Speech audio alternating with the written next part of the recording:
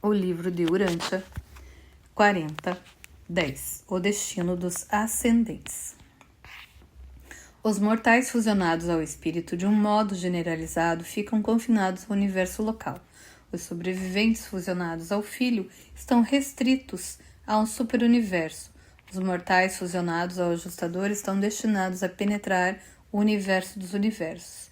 Os espíritos de fusão mortal sempre ascendem ao nível de origem. Essas entidades espirituais retornam infalivelmente à esfera da sua fonte primeira. Os mortais fusionados ao espírito são do universo local. Não ascendem, comumente, além dos confins dos seus reinos de nascimento, além das fronteiras do alcance, no espaço, do espírito que os impregna.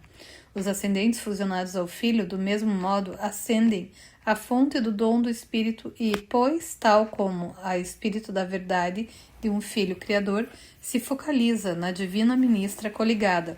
Do mesmo modo, seu espírito de fusão é fomentado pelos espíritos refletivos dos universos mais elevados. Essa relação espiritual entre os níveis locais e dos superuniversos de Deus, o sétuplo, pode ser difícil de se explicar, mas não de se discernir, sendo inequivocadamente revelado nos filhos dos espíritos refletivos. As vozes secoráficas dos filhos criadores, o ajustador do pensamento provindo do Pai no paraíso, nunca para até que o filho mortal esteja face a face com o Deus eterno.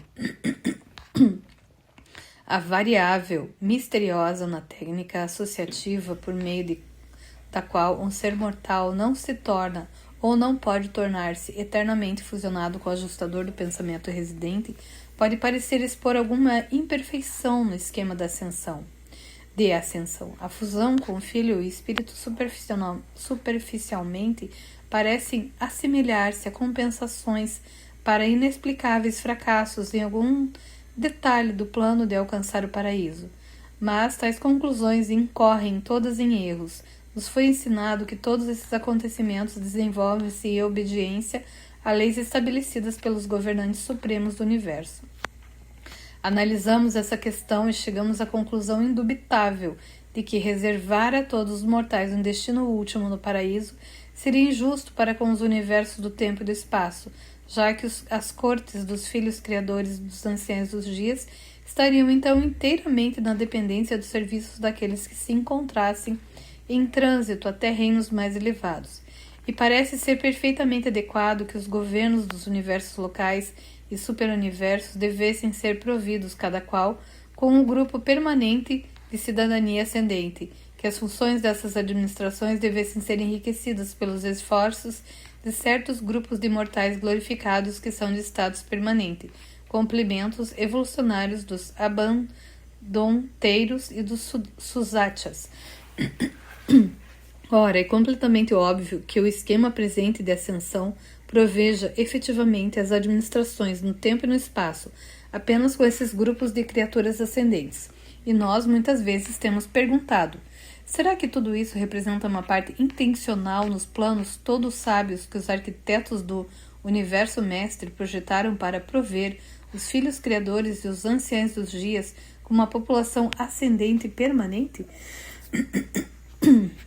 E com ordens evolucionadas de cidadania que se tornarão crescentemente competentes para levar avante os assuntos desses reinos nas idades vindouras do universo? Que os destinos mortais variem dessa forma, de nenhum modo prova que um seja necessariamente mais nem menos do que o outro. Significa meramente que eles diferem entre si. Os ascendentes fusionados ao ajustador têm de fato uma carreira grandiosa e de glória como finalitores, e essa carreira se estende diante deles no futuro eterno. Mas isso não significa que eles sejam preferidos aos seus irmãos ascendentes. Não há favoritismo, nada é arbitrário na operação seletiva do plano divino para a sobrevivência mortal. Ainda que os finalitores, fusionados aos ajustadores, obviamente, gozem da mais ampla oportunidade de serviço, a realização dessa meta automaticamente tira deles a chance de participar da luta durante toda uma idade de universo ou superuniverso, desde as épocas mais primitivas e menos estabelecidas até as eras posteriores, e mais estabelecidas de relativa realização na perfeição. Os finalitores adquiriam uma experiência vasta e maravilhosa de serviço transitório em todos os 7 segmentos do grande universo, mas não obtêm normalmente o conhecimento íntimo de um universo específico, coisa que ainda agora caracteriza os veteranos fusionados ao espírito do corpo dos completos de Nébadon. Esses indivíduos desfrutam da oportunidade de testemunhar a procissão ascendente das idades planetárias à medida que se desdobram, uma a uma, em 10 milhões de mundos habitados, e no serviço fiel desses cidadãos do universo local, uma experiência sobrepõe-se a outra experiência, até que a plenitude do tempo faça amadurecer aquela alta qualidade da sabedoria engendrada pela experiência focalizada, a sabedoria com autoridade, e isso em si é um fator vital no estabelecimento de qualquer universo local. Tal como ocorre com os mortais fusionados ao espírito, o mesmo se dá com os mortais fusionados ao filho, que alcançaram status residencial e inversa. Alguns desses seres provêm das épocas mais antigas de Orvonton e representam um corpo de sabedoria com aprofundado discernimento, que cresce lentamente e que está dando contribuições e serviços cada vez maiores para o bem-estar e o estabelecimento final do 7º superuniverso. Qual será o destino último dessas ordens estacionárias de cidadania local do superuniverso? Nós não sabemos, mas é muito possível que quando os finalitores do paraíso estiverem no pioneirismo da expansão das fronteiras da divindade nos sistemas planetários do primeiro nível do espaço exterior, seus irmãos fusionados ao Filho e ao Espírito na luta ascendente evolucionária estejam contribuindo de modo satisfatório para a manutenção do equilíbrio experiencial dos superuniversos perfeccionados, mantendo-se prontos para dar as boas-vindas à corrente de peregrinos que chega indo ao paraíso e que pode, nesse dia distante, passar por Orvonton, suas criações irmãs, como uma vasta torrente de busca espiritual proveniente dessas galáxias ainda não exploradas nem habitadas no espaço exterior. Ainda que a maioria dos fusionados do espírito sirva permanentemente como cidadãos dos universos locais, não são todos os que o fazem. Se alguma fase da sua administração universal demandasse sua presença pessoal no superuniverso, então transformações do ser produzir-se-iam nesses cidadãos para capacitá-los a ascender ao universo mais alto, e quando da chegada dos guardiões celestes, com ordens de apresentar esses mortais fusionados ao espírito às cortes dos anciãos dos dias, eles ascenderiam desse modo para jamais retrocederem. Eles tornam-se os pupilos do superuniverso, servindo permanentemente como assistentes dos guardiões celestes, salvo aqueles poucos que, por sua vez, são chamados ao serviço do paraíso e de Avona. Como os seus irmãos fusionados ao espírito, os fusionados ao filho nem atravessam Avona, nem alcançam o paraíso, a menos que hajam passado por certas transformações modificadoras. Por razões boas o suficientes, essas mudanças têm sido efetuadas em alguns sobreviventes fusionados ao filho, e esses seres são encontrados de quando em quando nos 7 circuitos do universo central.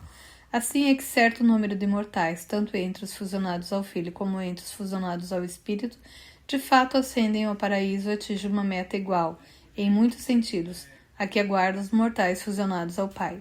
Os mortais fusionados ao Pai são finalitores em potencial. O seu destino é o Pai universal e eles o alcançam. Todavia, dentro da perspectiva da presente idade do universo, os finalitores, enquanto tais, não alcançam o ponto último do seu destino. Eles permanecem como criaturas inacabadas, espíritos do 6º estágio, e pois sem atividades nos domínios evolucionários dos estados anteriores aos anos de luz e vida. Quando um finalitor mortal é abraçado pela Trindade, torna-se um filho trinitarizado, tal como um mensageiro poderoso. Então, tal finalitor terá atingido o destino, pelo menos na idade presente do universo. Os mensageiros poderosos e seus companheiros podem não ser, no exato sentido, espíritos do 7º estágio. No entanto, além de outras coisas, o abraço da Trindade dota-os de tudo que o finalitor irá realizar em alguma época como um espírito do 7º estágio. Depois que os mortais fusionados ao espírito ou ao filho são trinitarizados Eles passam pela experiência do paraíso junto com os ascendentes fusionados aos ajustadores, aos quais eles são idênticos. Então, em todos os aspectos pertinentes à administração do superuniverso, esses filhos trinitarizados da seleção ou realização, ao menos por agora, são criaturas completas, ao contrário dos finalitores, que no momento permanecem sendo criaturas inacabadas. Assim, numa análise final, dificilmente seria apropriado usar as palavras maior ou menor, ao comparar os destinos das ordens ascendentes de filiação. Cada um desses filhos de Deus compartilha da paternidade de Deus, e Deus ama cada um dos seus filhos criaturas de modo igual. Ele não dá preferência a nenhum destino ascendente, nem às criaturas que possam alcançar tais destinos. O Pai ama cada um dos seus filhos, e essa afeição nada menos é do que verdadeira, sagrada, divina, ilimitada, eterna e única. Um amor que é outorgado tanto a esse filho como àquele filho individual, pessoal e exclusivo. E esse amor eclipsa totalmente todos os outros fatos. A suprema relação da criatura com o Criador é a filiação. Enquanto mortais, podeis agora reconhecer o vosso lugar na família da filiação divina e começar a sentir a vossa obrigação de avaliar a vós próprios quanto às vantagens tão livremente providas dentro do plano perfeito pelo paraíso para a sobrevivência mortal. Plano este que tem sido imensamente engrandecido e iluminado pela experiência da vida de auto-outorga de um filho. Todas as facilidades e todo o poder foram providos para assegurar a vossa realização última na meta da divina perfeição no paraíso. Apresentado por um mensageiro poderoso, temporariamente agregado à assessoria pessoal de Gabriel de Salvington.